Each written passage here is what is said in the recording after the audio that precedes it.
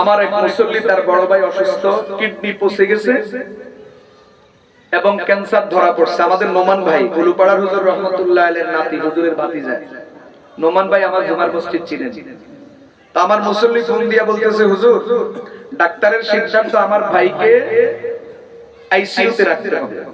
তো আমরা ডাক্তারের সাথে রাত্রে 10টায় আবার কথা বলবো, যদি আইসিইউতে রাখা শিওর হয় আমরা আইসিইউতে রাখবো না, বাড়িতে নিয়ে আসবো।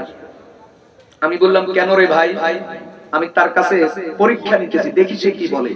সে বলতেছে, হুজুর আমার ভাইকে আইসিইউতে রাখলে বিল পরিশোধের মতো ক্ষমতা আমাদের আছে, তবে আমরা আইসিইউতে রাখবো না। কেন? আমরা চাই আমাদের ভাই কালিমা পড়ে দুনিয়া থেকে যাক।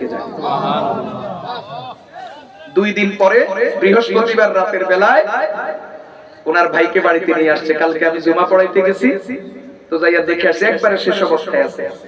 তো এলাকার মানুষের আবেগ, আমি একটু কালিমা পড়াই দিছি, দুরূদ শরীফ পড়াই দিছি, ইস্তেগফার পড়াইয়া বলতে পারে না, বলার মতো অবস্থা নাই। তারপর আমি জোরে জোরে বলছি, ও যতটুকু পারছে গো গো গো গো করছে।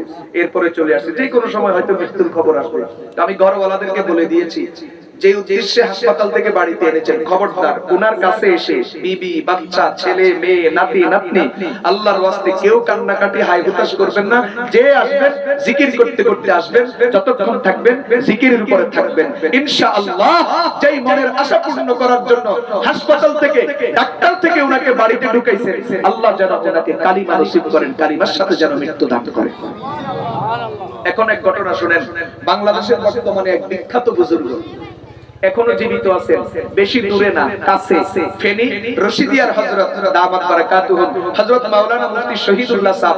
আমি হযরতের এক বয়ান শুনেছি এটার উপরে। হযরত আপনারা চাইলে এই বয়ান ফেসবুক ইউটিউবে ঘাটতে পাবেন।